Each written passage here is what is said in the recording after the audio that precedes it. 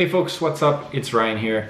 So today I decided that I'm finally gonna answer some of your guys' questions. So I realized that a lot of the time I'm too busy or just don't get a chance to look at all the comments, but a lot of you guys have really great questions that I thought I'd dive into. So I posted something on my Instagram yesterday and I asked you guys, what do you wanna know? Like about my cooking or about coffee or any kind of food related restaurant, whatever. So we're gonna answer some of those today. Grab yourself a nice little beverageino, pop it open, and let's get into it. Today we're drinking 33 Acres of Sunshine French Blanche. 33 Acres is one of my favorite breweries in Vancouver. I also like 33 Acres of Ocean, a little bit more hoppy. Delicious. So somebody asked, what's the easiest simple breakfast to cook? And honestly, it's just scrambled eggs. If you want to get extra, you can toast some bread like in a pan with some butter, put the eggs over top. You can have like a salsa from the fridge that you made from like your meal prep Sunday, put that over top. It's really easy. You can cube up some sausages or really whatever you want. That's like very simple if you're like, cereal is just not doing it for me. I also really like making breakfast sandwiches. How do you know what herbs to use? A lot of the herbs that you find in French cuisine, like thyme and bay leaf and like parsley, it's not gonna have a big flavor component. It's just more gonna be background unless you use a lot of it. So if you're looking for a bit of freshness, you can do like a parsley heavy kind of sauce on top with like fresh shallots, lime zest, lime juice, and then you have like something chimichurri style like Argentinian. Or alternative, if you're making like a Thai style salad, you're gonna wanna use Thai herbs like cilantro and Thai basil, maybe some mint. And it really depends on which route of cooking you're going. Like heavier, fattier things work well with rosemary, but then a lot of the cilantro stuff will help brighten your dish. So think about what the flavor profile is of the herb and how you're gonna use that. So what ingredients do I not want to cook with?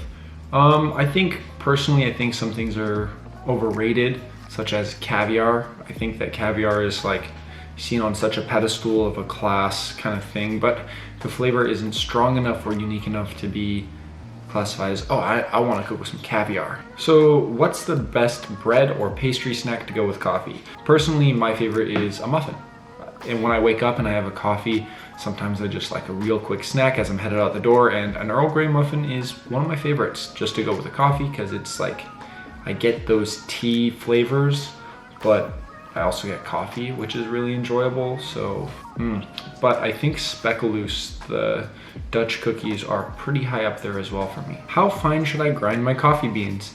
That depends on your filter method. So whatever way you're gonna be brewing your coffee, whether that's a cone-shaped filter or a flat filter, espresso machine or a French press, each one is gonna have a different grind size and you're gonna have to taste and experiment to see what's your preference. Do I think I have a coffee addiction? No, I think that I just really like it. I can go a full day without coffee. I have no reason to really test that. I'm not like midday, I'm like, I need a coffee. Well, actually there are some days like that. So maybe I am addicted to coffee, but only mildly. Is there anywhere in Calgary I would recommend coffee? So just by the roasting, I really enjoy Monogram beans. While I haven't actually been to the place that they roast them, I'd say check it out. Let me know what you think. What was my favorite restaurant on my trip to LA? So I think from an experience, I think Destroyer Cafe or Kim's Barbecue were my two favorites. Kim's Barbecue was just a lot of fun. I feel like it would be really great on a late night out with some friends, but Destroyer Cafe had a bit of class to it that I feel like nowhere else really had. It was just delicious food and the atmosphere was pretty cool. What is my favorite coffee drink? So a cortado. That is about 2 ounces of espresso and 2 ounces of steamed milk. Cortado means to cut, so that's just cutting the espresso with a little bit of sweetness from the milk. And I find that you're gonna taste the espresso a lot more than something like a latte, which is 3 times the size with the same amount of espresso. But it's not as harsh as just drinking espresso straight. What's my unpopular opinion I hold when it comes to cooking? There are too many Italian restaurants. They're good. Italian food is delicious, but we don't need to have this many Italian restaurants in Vancouver. When I see a new Italian place pop up, I'm like, another one? We already have good Italian food. What? Try something else. So somebody asked, would I ever do a pop-up? And I've been thinking about it. I think having a pop-up for me would be interesting. It would be very challenging because I've never really ran a kitchen before. I'd have to be able to, execute it in a way that I feel fit. So I'm thinking about it. but I'm not quite decided yet. So let me know in the comments if you guys would show up. Is Starbucks too basic? Short answer, yes. Long answer, no.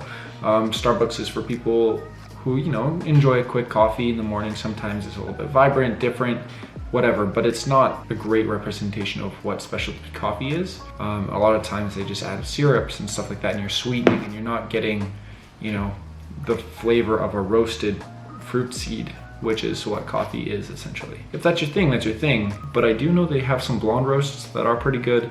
So not everything from Starbucks is bad. How do you build a palate for wine?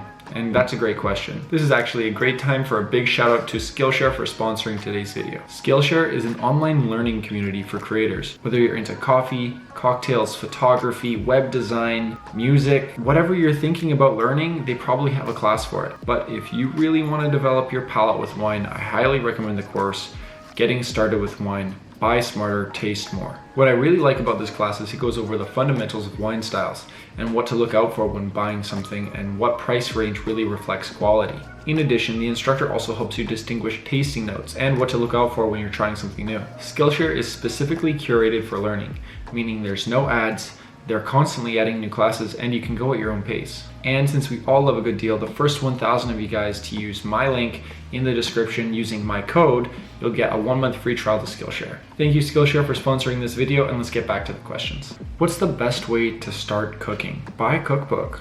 So generally stick with something that, like a cuisine that you're interested in, and buy a cookbook from that cuisine. A lot of YouTubers actually have great cookbooks. I know that Mung Chi has great Korean cookbooks that I'm constantly a fan of, as well as Joshua Weissman, I believe, has a cookbook. So just watching some of their videos and saying, I could do that, is a great idea just to get started. What should be the first thing to saute? Garlic or onion? So I'm gonna tell you why. Onion is bigger, like it's a bigger bulb, but also like you're gonna cut it bigger. You're not gonna cut it to a very small size. And also you can get some color on onion that you don't necessarily want from garlic. Roasted onion, like caramelized onion, is popular. Caramelized garlic isn't, and that's pretty much for a good reason. So when you're taking your order of operation, you're like, okay, how big is the thing? How long is it gonna take to cook? Will caramelization help its flavor? Onion, 100%. A little bit of like caramelization on an onion goes a long way. Do I cook Filipino food? No, I actually don't know a lot of Filipino recipes, but I do really enjoy eating kare-kare. So there's that. Nothing about your beautiful feet, Ryan.